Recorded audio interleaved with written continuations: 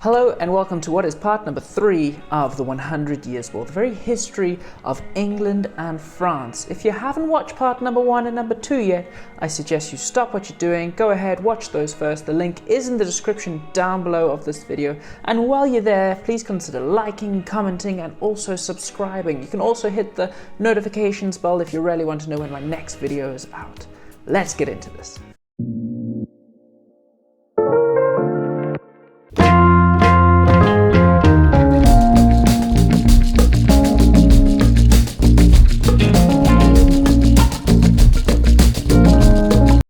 We left off with England and France being thrown into the depths of the Black Death, the bubonic plague. In a Thanos-like snap, half the population had been killed off. It also had effects on the economy and the remaining people, as prices fell and there was no one to do labor work, there was no one to work the fields. So peasants felt like they had more power and more freedom than they ever had before. There were fewer people to make equipment as well for war, and there were fewer people to join the army. Medieval people had no idea what had happened to them, so they realized maybe, perhaps, it was Almighty God who had done this to them. Edward III of England had decided that it was in fact his duty as king to continue on with this war against France, and had been going really good for him so far. He really wanted to make sure that his country was getting as much glory as possible, and Edward was really good at making glory. He even made the Knight of the Garter in 1352, which is somewhat accepted even today as the most important chivalric order, and it still continues on today, with the reigning monarch of England being the head of 24 knights. The patron saint of the order is Saint George, who has a red cross on the white background as his shield. And this red cross with a white background would eventually become the flag of England. And even St. George would become the patron saint of all of England. The war continued on almost like it had done before, but on a much smaller scale because there were fewer people. It almost became like a business. The English captains raised armies of fighting men and sailed over to France to win their fortune and glory. The companies were eventually called the Free Companies, and France was full of them. King Philip VI eventually died in 1350 after 10 years of war, and his son John II of France became king. This ignited a resurgence of French pride and the French hopes, as they hoped the new king would crush the English. And John even made his own chivalric order, the Order of the Star, to rival that of Edward's Order of the Garter.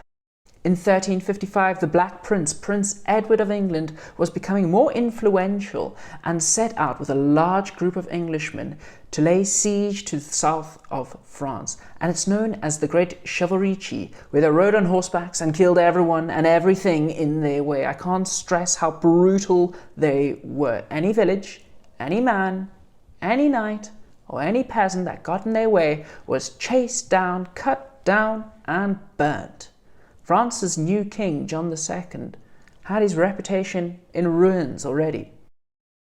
John II realized that eventually he would have to turn and fight the English. So in 1356, the English felt that they had known what was coming their way, and Edward III, along with his war council, planned a grand campaigning season where they would have one portion of the army led by the Black Prince come up from the southwest of France and meet the other portion led by Henry Lancaster come from the north and create a pincer movement. But John was clever. John, the King of France, saw it coming, and he realized he can't let them meet, and he acted as a buffer between the two armies, cutting them off from each other. The Black Prince was even put under such pressure that he was forced to flee with a small group of knights, but at the town of Poitiers he was spotted and he was almost captured. Now, if John II of France had a little ounce of patience, he could maybe have waited for England to surrender because they were running low on supplies. But the French had greater numbers, they were at home, and they were looking to put one on the English. The two armies eventually met at the Battle of Poitiers, France against England. The French didn't ride out onto their horses because they knew that the English longbow would cut down their horses, shoot them out from beneath their knights. So the French knights and the English knights were on foot, and they met in hand-to-hand combat in a violent melee of hacking and death. Slowly, the smaller English army felt the weight of the French might, and it looked as if there was no hope for them. But the Black Prince was clever. He sent a small horse guard around the back of the French knights and came at them from behind and slaughtered them. The Black Prince then mounted his horse, and with cries of "Advance in the name of God and St. George," he divided the French army up into smaller, isolated little groups and massacred them. Now, when I say massacre, I mean the killing of the poor peasants in the French army, the crossbowmen and the footmen, because no one would dare kill a nobleman or a knight because it was against the chivalric code and because these people had money. Only on a very rare occasion were they killed. In fact, you'd take them hostage, and as their prisoner, you'd make sure they would buy their way out so you could gain more money. What is really amazing here is that throughout the 100 Years' War, the French and the English nobles and royals actually remained friends with each other. They went to medieval tournaments together, they married one another, and war was a game for them. The death of a noble was really uncommon and deeply regretted. At the Battle of Poitiers, there was one pair of knights that everyone made sure would not die: King John of France and his 14-year-old son, Philip. But amazingly, the English captured this pair, and it sealed their victory. The Black Prince held the King of France as his prisoner. Now, John was taken back to England and made the guest of honor in tournaments in London, and this was actually done as a humiliation. Without the king, the real head of the country, it couldn't function. France went into utter decline and pretty much collapsed altogether. The English scoured the French land, took everything they wanted, burned villages, claiming the spoils of war. A quote by one Frenchman is that "The loss of my village through fire is to be wept for. The vines in the region are unpruned, and they are not kept from rotting. The fields are not sown, nor ploughed. There are no cattle nor foal in the fields, no lambs and calves bleating for their mothers. The pleasant sound of bells is not a summons to divine worship, but as a warning of hostile intentions." Things were horrid in France. The King, John, did what he had to do. He agreed to a treaty, the Treaty of Brittany, which he signed in 1360, which saw him give away most of southwest France to the English, and a massive king's ransom. However, this king's ransom was never paid, and so John was kept in captivity, and he eventually died in captivity in 1364. With the entrance of Charles V becoming King of France in 1364, there was only one way for him to go: up. Charles V called on a French hero, a general called Bernard du Guesclin, and he realized that France was so much stronger compared to England in terms of their resources, and if they used their resources well and fought in the correct manner, there was no way England could win in the long run. General Bernard made sure to fortify all the towns in France and put pressure on the English free companies, marching into the lands that the English held in France. And for the first time, the French were actually attacking, enforcing their own fire and sword on the English subjects.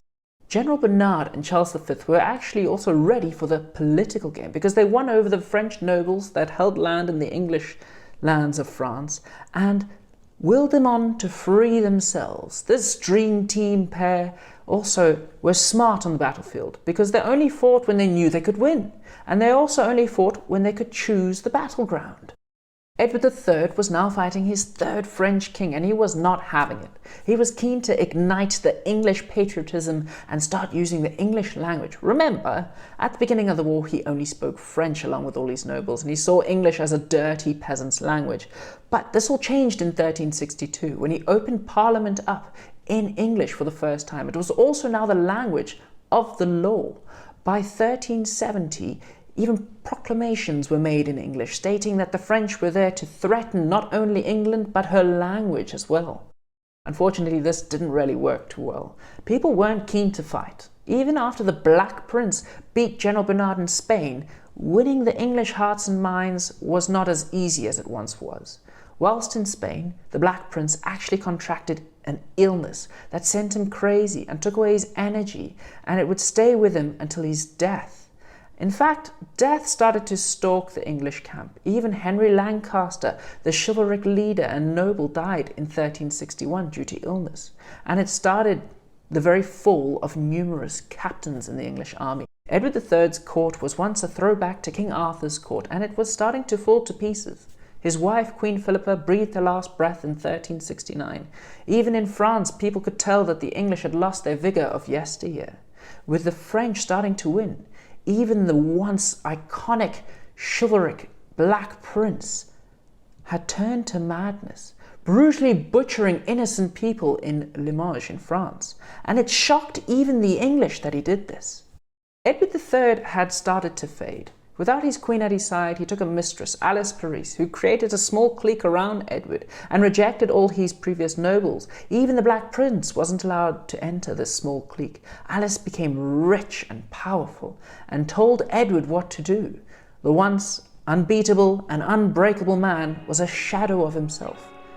England's cause in France was becoming increasingly hopeless, and by 1373, all that had been gained over the years was lost except for Gascony and Calais.